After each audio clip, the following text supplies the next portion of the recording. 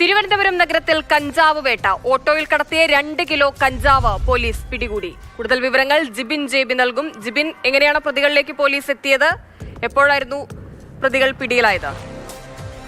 കഴിഞ്ഞ കുറച്ച് ദിവസങ്ങളായി ക്രിസ്മസ് ന്യൂ ഇയറിന്റെ ഭാഗമായി സിറ്റി ഡാൻസേഴ്സ് സംഘം വലിയ രീതിയിലുള്ള പരിശോധനയാണ് നഗരത്തിന്റെ വിവിധ ഭാഗങ്ങളിലായി നടത്തിക്കൊണ്ടിരിക്കുന്നത്. ഇതിന്റെ ബാക്കി പത്രമായാണ് ഇന്ന് 2 കിലോ കഞ്ചാവുമായി പേരൂർക്കട സ്വദേശി ജയനെ മുക്കോലയിൽ വെച്ച് സിറ്റി ഡാൻസേഴ്സ് സംഘം പിടികൂടുന്നത്. ഇയാൾ ഓട്ടോറിക്ഷയിൽ പോവുകയായിരുന്നു. പോകുന്ന സമയത്ത് വാഹനത്തിൽ സവാരിക്കായി ആളുകളുമില്ലായിരുന്നു. നേരത്തെ മുൻകൂട്ടി തന്നെ ഡാൻസേഴ്സ് സംഘത്തിന്റെ ഇത്തരത്തിലൊരു രഹസ്യ വിവരം കിട്ടിയിരുന്നു. ഈ ഓട്ടോറിക്ഷയിൽ കഞ്ചാവ് കടത്തുന്നുണ്ട് എന്നുള്ള ഒരു വിവരം. തുടർന്നാണ് മുക്കോല സ്വദേശിയായ ജയൻ സഞ്ചരിച്ചിരുന്ന ഓട്ടോറിക്ഷ ഈ സിറ്റി ഡാൻസേഴ്സ് സംഘം പരിശോധനയ്ക്കിടയിലാണ് വാഹനത്തിൽ സൂക്ഷിച്ചിരുന്ന കവറിന്റെ അകത്ത് സൂക്ഷിച്ചിരുന്ന 2 കിലോ കഞ്ചാവ് ഡാൻസേഴ്സ് സംഘം പിടികൂടിയത്.